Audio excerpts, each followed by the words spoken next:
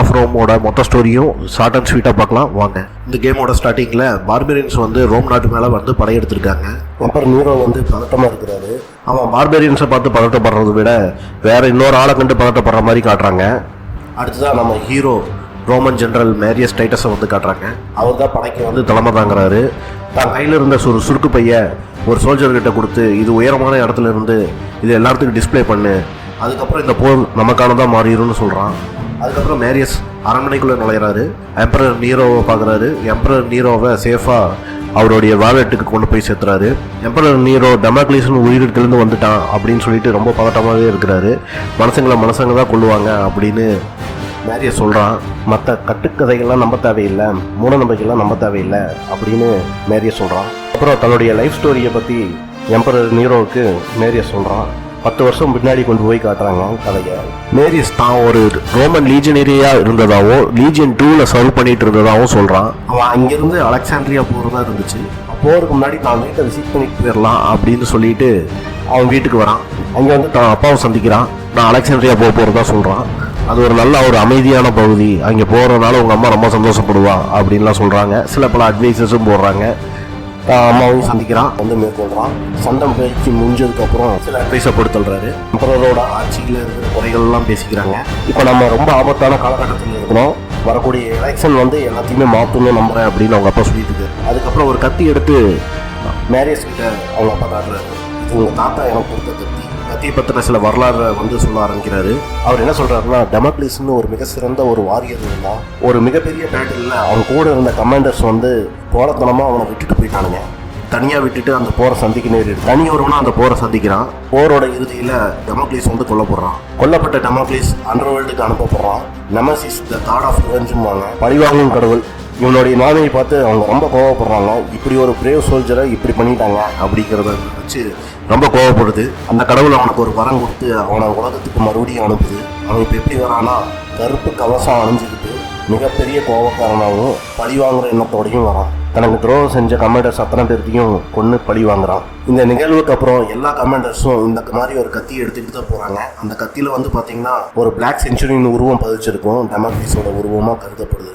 Daguerre என்ன நிறைவுபடுத்துதுன்னா, யாருக்கும் துரோகம் விளைவிக்கக்கூடாது, போர்க்களத்தில் யாரையும் விட்டுட்டு போகக்கூடாது, அவங்களோட படை சார்ந்த வீரர்களை கௌரவமாக பார்த்துக்கணுங்கிறத நினைவுபடுத்துது. அவங்களுக்கு செல்ஃபிஷாக எந்த மிஸ்டேக்ஸும் பண்ணக்கூடாது அப்படிங்கிறத வந்து உணர்த்துறதுக்காக இந்த டேகரை வந்து அவங்களுக்கு எப்போவுமே போருக்கு எடுத்துகிட்டு போவாங்க. இப்படி இந்த தகவலை இவங்க பரிமாறிட்டு இருக்கும்போதே பார்பேரியன்ஸ் வந்து இவங்க ஏரியாவை அட்டாக் பண்ண ஆரம்பிச்சிடுறாங்க. இவங்க பேரஸ்குலர் பூந்தும் அட்டாக் பண்ண ஆரம்பிச்சிடுறாங்க. இதில் வந்து அவங்க அம்மா தங்கச்சி 2 பேர்த்தையுமே கொலை செய்யப்படுறாங்க பார்பேரியன்ஸால். இப்போ இந்த போரோட இறுதியில் மேரியஸோட அப்பாவையும் பார்பேரியன்ஸ் வந்து கொலை செய்கிறாங்க. அவரும் கொல்லப்படுறாரு. அப்புறம் மேரியஸ் வந்து ரொம்ப கோவப்படுறான். இவங்களை கண்டிப்பாக நம்ம பழி வாங்கி அவங்க தீர்மானம் பண்ணுறான். அப்போ வந்து கூட அவங்க அப்பா கூட சேர்ந்து பணியாற்றின கமாண்டர் விட்டாலியனும் இதுக்கு உதவுறதா சொல்கிறான். இந்த விட்டாலியன் வந்து லீஜியன் 2ல இருக்கிற மேரியஸை வந்து லீஜியன் 14க்கு வந்து டிரான்ஸ்ஃபார்ம் பண்ணி வைப்பான். இவங்க 2 பேரும் ஒன்று சேர்ந்து பிரிட்டானியா ஐலாண்டு மேலே வந்து படையெடுக்கிறாங்க. இவங்க போர்க்கப்பல் அந்த தீவை நெருங்கும் போது பார்பேரியன்ஸ் ஒரு பெரிய செயினை போட்டு இவங்க போர்க்கப்பல்லாம் உள்ளே வர முடியாத அளவுக்கு போட்டு பிளாக் பண்ணிடுறாங்க. நம்ம ஹீரோ மேரியஸோட கப்பல் இந்த கட்டப்பட்டிருந்த செயினில் இடித்து டேமேஜ் ஆகிடுது. அவனும் தண்ணிக்குள்ளே விழுந்துடுறான். கப்பல் உடஞ்சி கரை ஓடுதுன்னு மேரியஸ் மற்ற சில சோல்ஜர்ஸ் இருப்பாங்க, கரை ஓடுதுன்னு இருப்பாங்க. அவங்க கப்பல் உடஞ்சதில் அவங்களையும் ஒன்று சேர்த்துக்கிட்டு கொஞ்சம் கொஞ்சமாக முன்னேறி போகிறாங்க. அவங்கள ஒரு சிறு படையாக சேர்த்துக்கிட்டு அந்த பார்பேரியன்ஸை சமாளித்து செயின்ஸை வந்து கழட்டி விட்டுறான். இந்த கப்பல் எல்லாமே ஐலாண்டை நோக்கி வர ஆரம்பிக்குது. நம்மளும் ஒரு கப்பலில் ஏறிக்கிறான், ஐலாண்டை வந்து அடையிறான். ஐலாண்டு வந்ததுக்கப்புறம் மொத்த படையும் ஒன்று திரட்டி அற்புதமாக அவனுடைய போர் வியூகத்தினால ரோமப்படை வந்து அங்கே வெற்றி அடையுது. இப்போ மேரியஸை பார்த்து ரொம்ப இம்ப்ரெஸ் ஆன விட்டாலியன் அவனுக்கு வந்து ஒரு பட்டம் அளிக்கிறான், செஞ்சுரியன் அப்படிங்கிற பட்டம் அளிக்கிறான். அது வந்து படையில் வந்து அவனை ஒரு உயரிய ரேங்காக கருதப்படுது. சோல்ஜர்ஸ் எல்லாருமே செஞ்சுரியனை ரொம்ப சந்தோஷமாக கொண்டாடுறாங்க. இந்த சமயத்தில் ஒரு சோல்ஜர் வந்து ஒரு தகவல் கொடுக்குறான். பார்பேரியன்ஸோட லீடர்ஸ் கிங் ஆஸ்வல்டும் அவனுடைய பொண்ணு பவுடிக்காவும் குறிப்பிட்ட இடத்துல இருக்கிறதா இவங்களுக்கு வந்து தகவல் கிடைக்குது. தென் அதை நோக்கி அடுத்தது புறப்படுறாங்க.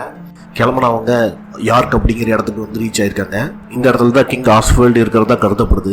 ஒரு ஒற்றர் படையை சேர்ந்த ஒருத்தர் வந்து ஒரு தகவல் கொடுத்துட்டு போகிறான். என்னன்னா, பெரிய ஒரு பார்பேரியன் ஆர்மி வந்து இந்த படையோட வந்து ஜாயின் பண்ண போகுதான். இப்படி இந்த படம் வந்து ஜாயின் பண்ணி இருந்துச்சுன்னா இவங்களால ஈஸியாக அவங்களுக்கு ஜெயிக்க முடியாது. இந்த தகவலை மேரியஸ் வந்து விட்டாலியன் கிட்ட வந்து சொல்கிறான். அதுக்கப்புறம் 2 பேரும் சேர்ந்து எப்படி போர் புரியலான்னு திட்டம் வைக்கிறாங்க. விட்டாலியன் சொல்கிறான், நம்ம ஸ்ட்ரைட் ஃபைட் பண்ணோம்னா நமக்கு பெரிய லாசஸ் வரும், அப்போ நம்ம அட்டாக் பண்ண போகிறது இல்லையான்னு மேரியஸ் கேட்குறான். அவங்க லீடர்ஸ் கிங் ஆஸ்வல்டும் ஒன்று பவுடிக்கவும் அங்கே தான் இருப்பாங்க.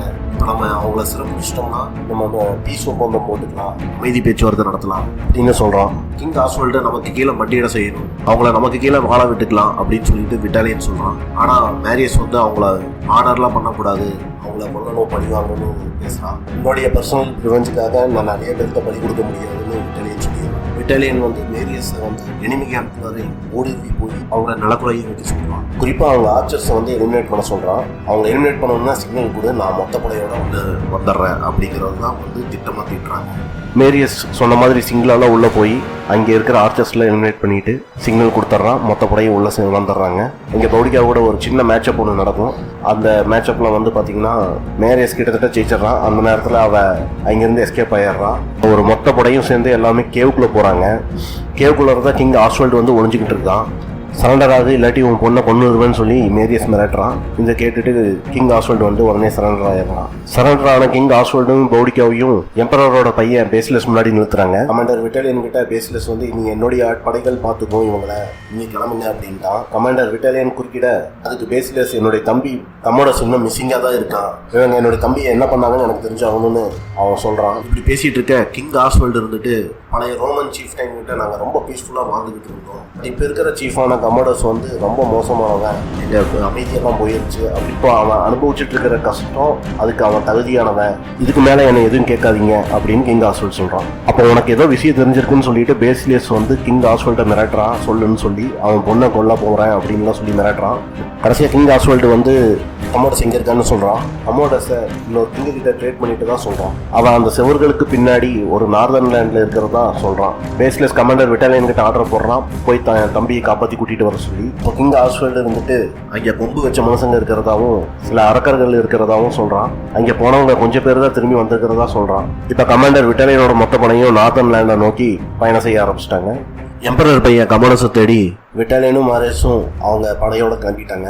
அந்த இடமே ஒரு இருள் சூழ்ந்த இடமா இருக்குது. இப்படி போயிட்டு இருக்கும்போது ஒரு பிரிட்ஜ் வருது. அந்த பிரிட்ஜை கிராஸ் பண்ணலாம் போது நெருப்பு பந்துகளை விட்டு அந்த பிரிட்ஜை தகர்த்துறாங்க. பாதி பேர் இந்த சைடு அந்த சைடுன்னு மாட்டிக்கிறாங்க. அந்த ட்ரைபல்ஸோட சண்டை நடக்கும்போது கமாண்டர் விட்டாலியனை வந்து சிறப்பிடிச்சிடுறாங்க. மேரியஸை வந்து பெரிய பள்ளத்தாக்கில் பிடிச்சி தள்ளி விட்டுறாங்க. கேமோட ஆரம்பத்தில் வந்து ஒரு தேவதையை காமிச்சிக்கிட்டே இருப்பாங்க. அந்த தேவதை நம்ம மேரியஸுக்கு வந்து வழி காமிச்சு கொடுத்துக்கிட்டே இருக்கும். இப்போவும் மேலே இருந்து கீழே மயங்கி விழுந்தவனுக்கு எழுப்பிடுறதுக்கு தான் வந்திருக்கு. அது ஒரு தீர்க்கதரிசி மாதிரி நம்ம ஹீரோக்கு வழி காமிச்சு கொடுத்துக்கிட்டே இருக்கும். மேரியஸ் மறுபடியும் எந்திரிச்சு தன் படைகளையும் விட்டாலியன் கமாண்டரையும் தேடிக்கிட்டு போகிறான். படை வீரர்கள் எல்லாத்தையுமே வந்து ஒரு சிலையில் போட்டு அங்கங்கே அடைச்சி வச்சிருப்பாங்க. கொஞ்சம் பேராக காப்பாற்றி ஒரு சிறு படையை திரட்டி கூட்டிகிட்டு போவான். போகிற வழியிலாம் ட்ரைபிள்ஸோட சண்டை நடந்துக்கிட்டே இருக்கும். இறுதியாக ட்ரைபிளோட சீஃப் இருக்கிற இடத்துக்கு வந்து சேர்ந்துருவான். அங்கே ட்ரைபிள் சீஃபோட ஒரு பெரிய பேட்டில் நடக்கும். ரொம்ப டஃப் பேட்டிலாக தான் இருக்கும். அந்த ட்ரைபிள் சீஃப் அடிக்கிறது ரொம்ப ஈஸி கிடையாது, ரொம்ப கஷ்டப்பட்டு தான் அடித்து ஜெயிச்சிருவான். ஒரு வழியாக கமாண்டர் விட்டாலியனை காப்பாற்றிடுவான். எங்கடா எம்பரர் பையனை காணமேன்னு பார்த்தா ஒரு கூண்டுக்குள்ளே இருந்து கத்திக்கிட்டு இருப்பான். நான் அவங்கள கமாண்ட் பண்ணுறேன், அப்படி பண்ணுறேன், இப்படி பண்ணுறேன்னு காய்ச்சி பூச்சி கத்திக்கிட்டு இருப்பான். இவங்களும் அவனை ரிலீஸ் பண்ணி விட்டுருவாங்க. இப்போ காப்பாற்றி கூட்டிகிட்டு வந்த எம்பரர் பையன் முன்னாடி கிங் ஆஸ்வல்டும் அவங்க பொண்ணு நிற்கிறாங்க. அவங்க அமைதிக்கு வேண்டி சில கோரிக்கைகள் வைக்கிறாங்க. எனக்கு ஒன்றும் இல்லை, என் ஜனங்களை நல்ல முறையாக நடத்தணும், ஈக்குவல் ரெஸ்பெக்ட்ஸ் கொடுக்கணும், அவ்வளோதான் எனக்கு அப்படின்னு சொல்லி கிங் ஆஸ்வல்ட் சொல்கிறார். அப்படி இது சரின்னா நம்ம எல்லாரும் அமைதியாக வாழலாம் அப்படிங்கிறாங்க. கமோடஸ் வந்து ஒரு பெட்டியை தூக்கி காமிச்சு இதில் வந்து எம்பரரோட பீஸ் ட்ரீட்டி இருக்குது அப்படின்னு சொல்லி காமிக்கிறாளா இருக்கும். அப்போ கமாண்டர் விட்டாலியன் வந்து கிங்கோட மார்க் இருக்கிற அந்த ஸ்க்ரால் இருந்தால் போதும், நம்ம எல்லாரும் இந்த ஐலாண்டை விட்டு போயிடலாம் அப்படிங்கிறான். கமோடஸ் ஒரு கத்தியை காமிச்சு இதில் எம்பரரோட சீல் இருக்குது, இது டைரக்ட் எக்ஸ்டென்ஷன் ஆஃப் வில்லுங்கிறான், பவர் ஆஃப் ரோமுங்கிறான். இதை வந்து கிங் ஆஸ்வல்ட் கிட்ட கொடுக்குற மாதிரி வரான். அவ்வளோவா வந்து கட்டி அணைச்சிக்க அப்படி இப்படின்னு சொல்லிட்டு பக்கத்தில் கூப்பிடுறான். கமோடஸ் வந்து கிங் ஆஸ்வல்ட் இருந்தால் அவனுடைய பீஸ்ன்னு சொல்லிட்டு கத்தி எடுத்து அவனை குத்தி கொண்டுடுறான். அப்புறம் கமோடஸ் அந்த கத்தியை தூக்கி காமிச்சு இதுதான் எம்பரரோட மார்க்கு, இதுதான் எம்பரரோட வில்லு, அவருடைய ஆசை இதுதான் அப்படின்னு சொல்லிட்டு எல்லாத்துக்கும் காமிக்கிறான். அந்த மார்க்கை வந்து மேரியஸ் பார்த்துட்டு அதிர்ச்சி அடைகிறான். என்னுடைய அப்பாவை வந்து பார்பேரியன்ஸ் கொள்ளலை, எம்பரர் குடும்பம் தான் ஏதோ பண்ணியிருக்கு அப்படிங்கிறத வந்து கணிச்சிடுறான்.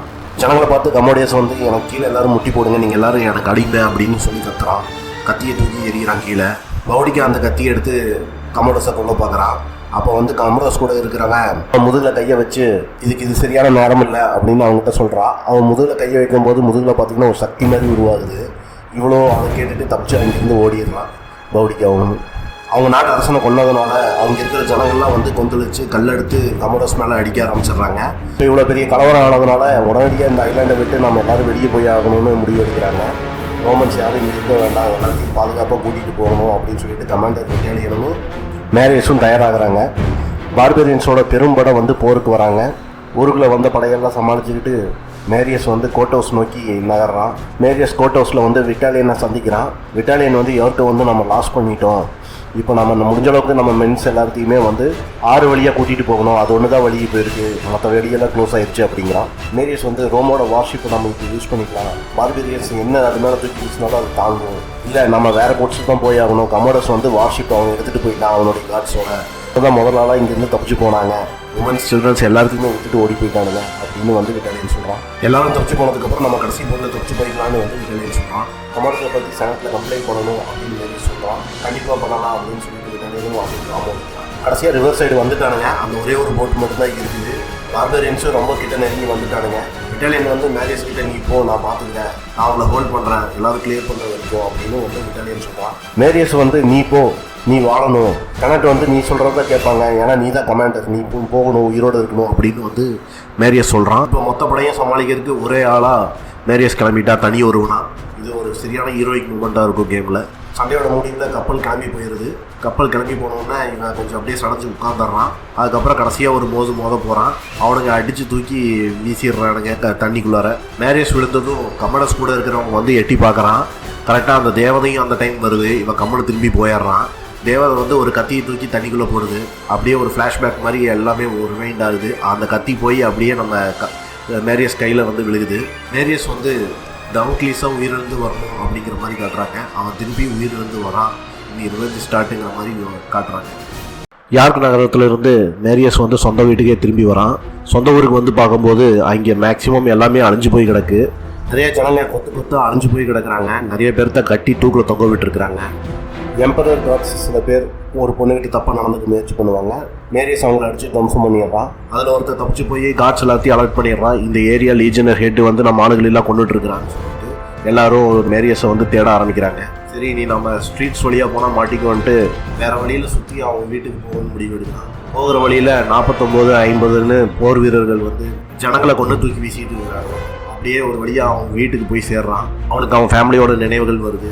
அந்த நேரம் மறுபடியும் தேவதை வந்து அவன் முன்னாடி வரான். எதுக்கு ஏன் இந்த மாதிரிலாம் நடக்குதுன்னு மேரியஸ் அந்த தேவதை கிட்ட கேள்வி எழுப்புறான். எனிமீஸ்லாம் தூரத்தில் இல்லை, எல்லாருமே நம்ம பக்கத்தில் தான் இருக்கிறாங்க. உங்கள் அப்பா ரோமன் நாட்டோட ஹீரோ, அது மட்டும் இல்லாமல் உங்கள் அப்பா மிக சிறந்த ஜென்ரல், அதுவும் இல்லாமல் உங்கள் அப்பா ஒரு பாப்புலரான செனேட்டரும் கூட, உங்கள் அப்பா மிக சிறந்த செல்வாக்குடையவராக இருந்தார் மக்கள் மத்தியில். எம்பரர் வந்து ரொம்ப பொறாமை பிடிச்சவன். உங்கள் அப்பா ரோம் நாட்டுக்கு சேவை செய்யறதுக்காகவே வாழ்ந்தார். எம்பரர் நீரோ வந்து அவனுக்காக மட்டுமே அவன் வேலையை பார்ப்பான். எம்பரர் நீரோ பதவிக்கும் பேராசைக்குமாக வாழ்கிறவன். எம்பரர் காதில் கூட இருந்தவங்கெல்லாம் விஷமத்தை பரப்பிட்டாங்க. உங்கள் அப்பாவை அதனால தான் வந்து அவன் கொண்டுட்டான். இப்போ அவனுடைய பேராசை அவனுடைய 2 பசங்களான பேசினஸ் அந்த கமோடஸுக்கும் வந்துருச்சு. ரோம் நாடு வந்து வீழ்ச்சியை நோக்கி போய்கிட்டு இருக்குது. இந்த ஆட்டத்தில் நீ ஒரு முக்கியமான ஆடு. இந்த கதையில் உனக்கான வேலை என்னன்னா டெமோக்ளிஸ், ஸ்பிரிட் ஆஃப் வெஞ்சன்ஸ். எம்பரோட தலையெழுத்து இனி உன் கையில் அப்படின்னு அவன் ஒரு கத்தி எடுத்து மேரியஸ் கையில் கொடுக்குறான். ரோம் நாட்டை அவங்க கிட்ட இருந்து காப்பாற்று அப்படின்னு சொல்லிட்டு அவன் அங்கேருந்து மறைஞ்சிட்றான். இப்போ மேரியஸ் வந்து கவச உடைகள்லாம் வந்து தயார் செய்கிறான். அந்த கவச உடைகள் எப்படி இருக்குன்னா கருப்பு நிறத்தில் இருக்குது. பார்க்கறதுக்கு அப்படியே அச்சசல் டெமோக்ளிஸ் மாதிரியே பண்ணுறான். மேரியஸ் அந்த கவச உடையெல்லாம் அணைஞ்சிக்கிட்டு பேஸ்லெஸ் முன்னாடி போய் நிற்கிறான். பேஸ்லெஸ் ஒரு செகண்ட் பயந்துட்டான். டெமோக்ளிஸே வந்து நின்ன மாதிரி அவன் ஃபீல் பண்ணுறான். நீ யாருன்னு கேட்குறான். நான் ஒரு கிளாடியேட்டர், எனக்கு இந்த வரப்போகிற டோர்னமெண்ட்டில் பார்ட்டிசிபேட் பண்ணுறதுக்கு டிக்கெட் வேணும் அப்படின்னு கேட்குறான். எம்பரர் சார்பாக நான் போட்டிடுறேன் அப்படின்னு சொல்கிறான். உடைகள்லாம் பார்க்குறதுக்கு அற்புதமாக தான் இருக்குது, ஆனால் உன்னோட திறமை என்ன நான் தெரிஞ்சுக்க வேண்டாமா அப்படின்னு சொல்லிட்டு ஒரு ஃபைட்டுக்கு அரேஞ்ச் பண்ணுறான். லெவல் பை லெவலாக வந்து ஆப்போனன்ஸோட பவர்ஸை வந்து இன்க்ரீஸ் பண்ணுறாங்க. அதில் அற்புதமாக சண்டை போட்டு டெமோக்ளிஸ் அவங்க எல்லாத்தையுமே சாகடிக்கிறான். இவன் திறமையை பார்த்து வையன்ற பேஸ்லெஸ் டெமோக்ளிஸை அவன் கோட்டர்ஸில் வந்து பார்க்க சொல்லிட்டு போயிடுறான். டெமோக்ளிஸ் அவன் இடத்துக்கு வந்துட்டான். அவங்களோட சந்திக்கிறான். டோர்னமெண்ட்டுக்கு உண்டான என்ட்ரி டிக்கெட் இருந்தாலும் அவங்ககிட்ட கொடுக்குறான். டோர்னமெண்ட்டில் தோற்றுறாத அப்படின்னு சொல்லிக்கிறான். என்னோட கில்லிங் வந்து ஒரு ஆர்ட் மாதிரி இருக்குது. என்னுடைய ஆர்ட்டை வந்து நான் வேறு மாதிரி வெளிப்படுத்துவேன். இதுதான் என்னுடைய ரீசெண்ட் ஒர்க்குன்னு பக்கத்தில் இருக்கிற ஒரு சிலையை காட்டுறான். இப்போ தான் நான் அதில் இருக்கிற ஃபைனல் ஒர்க்கை வந்து கம்ப்ளீட் பண்ணியிருக்கிறேன். இது எங்கள் அப்பாவுக்கு நான் வந்து ஒரு பரிசாக கொடுக்க போகிறேன் அப்படின்னு சொல்கிறான். இந்த சிலையில் வந்து நான் ஒரு அருமையான வேலையை பார்த்துருக்கேன், இது ஒரு ஹிடன் சர்ப்ரைஸ் இருக்குது அப்படின்னு சொல்கிறான். அந்த சிலையோட தலைக்குள்ளார வந்து ஒரு சின்ன கம்பார்ட்மெண்ட் மாதிரி ஒரு இடம் இருக்குது. அதுக்குள்ளார வந்து இவன் ஒரு ஒயிட் ஒயின் வந்து ஊற்றி வச்சுக்கிறான். அது எதை சிம்பிளைஸ் பண்ணுதுன்னா நான் எம்பரர் மேலே வச்சுக்கிறேன் ரேட்டில் அப்படின்னு சொல்லுவான். இப்படி பேசிகிட்டு இருக்கும்போது திடீர்னு கத்தி எடுத்து சட்டுன்னு அவன் மேலே சுருக்கிடுறான் நம்ம டெமோக்ளிஸ். ஒரு தட்டெடுத்து அவன் ரத்தத்தை பிடிக்கிறான். அதில் அந்த சிலையோட தலையில் ஒரு கம்பார்ட்மெண்ட் இருக்குன்னு சொல்லியிருந்தானே, அதில் வந்து இவன் ரத்தத்தை ஊற்றி வச்சுட்டு கிளம்பிடுறான். ஸ்டார்டிங் சீனில் நீங்கள் எல்லாரும் பார்த்துருப்பீங்க, எம்பரர் வந்து ஒரு சிலையை பார்த்துட்டு கத்திட்டு இருப்பான். அந்த சிலையோட கண்ணில் இருந்து ரத்தம் வர்ற மாதிரி காட்டியிருப்பாங்க. அது அவனுடைய பையன் ரத்தம், பேசிலிஸோட ரத்தம் தான். நீ அடுத்ததாக கமாடோஸ் தான் ரோமோட இதயத்தில் இருக்கிற பாய்சனை வெட்டி எடுக்கணும், என்னுடைய வெஞ்சன்ஸை தீக்கணும் அப்படின்னு மேரியஸ் அவனுக்குள்ளே பேசிக்கிறான். அப்படியே ஒரு லாங் வாக்காக டெமோக்லிஸ் வந்து க்ளோசியம்குள்ளே என்ட்ரி ஆகிறான். மக்கள் அப்படியே ஒரு ஆரவாரத்தோட கிளாடியேட்டர்ஸ் அத்தனை நிறுத்தி வரவேற்கிறாங்க. இந்த டோர்னமெண்ட் எப்படி அமைச்சிருக்கிறாங்கன்னா, இது வரைக்கும் நம்ம கேமில் கடந்து வந்த எல்லா ஸ்டேஜையுமே ஒருங்கிணைச்சு வந்துருப்பாங்க. ஃபஸ்ட்டாக நம்ம போன ஐலாண்டு, அப்புறம் யார்க் நகரம், அப்புறம் அந்த ஃபாரஸ்ட்டு, ஒவ்வொன்றிலையும் கடந்து போகிற மாதிரி ஸ்டேஜஸை செட் பண்ணியிருப்பாங்க. இந்த ஸ்டேஜஸ் எல்லா இடத்துலையுமே நம்ம பார்பரியன்ஸோட தான் சண்டை போடுவோம். அவனுக்கு எப்பனை கைதியாக பிடிச்சி வச்சுக்கிற பார்பரியன்ஸ் எல்லாத்தையுமே இதில் நமக்கு கூட சண்டை போட விடுவானுங்க. நம்ம ஒவ்வொரு ஏரியாவை கிளியர் பண்ணி போகிற மாதிரி காமிச்சிருப்பாங்க. இந்த டோர்னமெண்ட்டோட ஃபைனல் ஸ்டேஜை வின் பண்ணுறவங்க கடைசியாக கமாடோஸோட சண்டை போடுவாங்க. இப்படி சண்டை போட்டுட்டு இருக்கும்போது கடைசியாக டோர்னமெண்ட் ஃபைனல் ஸ்டேஜுக்கு முன்னாடி கமாடோஸ் இருந்துட்டு ஒரு அறிவிப்பு கொடுக்குறான். யார் டெமோக்லிஸோட ஹெட் அவன் காலடியில் பிறந்து போடுறாங்களோ அவங்களுக்கு 1000 டினாரே அப்படின்னு அறிவிக்கிறான். இதை கேட்ட உடனே கூட இருந்தவங்களும் அவனுக்கு அகேன்ஸ்டாக திரும்புகிறாங்க. கூட இருந்த கிளாடியேட்டர்ஸோ கூடயும் அவன் சண்டை போட வேண்டிய நிலைமைக்கு தள்ளப்படுறான். அற்புதமாக சண்டை போட்டு கிளாடியேட்டர்ஸ் எல்லாத்தையுமே தோற்கடிச்சிடறான். இப்போ ஃபைனலாக கமாடோஸோட சண்டைக்கு ரெடி ஆகுறான். அப்போ இந்த சண்டையை பார்த்துட்டு இருக்கிற எம்பரர் ஒரு விஷயத்த சொல்கிறாரு, நான் ரொம்ப ஒரீடாக இருக்கிறேன். டெமோக்லிஸ் நாள் முழுக்க சட்டம் போட்டிருந்தாலும் ஸ்ட்ராங்காக சிங்கம் மாதிரி நிற்கிறான். ஏன் உங்கள் பையன் இறந்துருவான்னு பயப்படுறீங்களா அப்படின்னு கேட்குறான். அந்த முட்டாள் இறந்துறா என்ன, இதுதான் என்ன அப்படின்னு அவன் சொல்கிறான். பையன் ஜெயிப்பான்னு சொல்லி ஏகப்பட்ட காசு வேற பெட்டு கட்டி தொலைச்சிட்டேன் அப்படிங்கிறான். இப்போ கமாடோஸும் டெமோக்லிஸும் ரொம்ப அக்ரெசிவாக சண்டை போட்டுக்கிறாங்க. இந்த சண்டையில் வந்து ஒரு கட்டத்தில் டெமோக்லிஸ் கமாடோஸை நிலக்குள்ளேயே வைக்கிறான். அந்த சமயம் பார்த்து கண்ணில் மண்ணை தூக்கி விட்டுறான். அவன் கண்ணை திறந்து பார்க்கும்போது கமாடோஸோட உடையிலேயே 6 பேர் அவனை சுற்றி ரவுண்டு கட்டி நிற்கிறானுங்க. அதில் இருக்கிற எல்லாத்தையுமே அடித்து ஜெயிச்சு இப்போ அவன் கூட தனியாக சண்டை போட ஆரம்பிக்கிறான். அதுலேயே அவனை திருப்பி வீழ்த்துறான். மறுபடியும் ஜெயிக்க வர்ற கட்டத்தில் ஒரு கேஸ் மாதிரி ஒன்றை விட்டு அவனை திருப்பி தாக்கி நுழைய வைக்கிறான் டெமோக்லிஸை. மறுபடியும் ஒரு 5-6 பேர் சேர்ந்து அவனை தாக்க வராங்க. எல்லாத்தையுமே அடித்து துவம்சம் பண்ணிடுறான். கடைசியாக கமாடோஸோட தலையை வெட்டி வீழ்த்துறான். அந்த தலையை தூக்கி எம்பரர் முன்னாடி காட்டுறான்.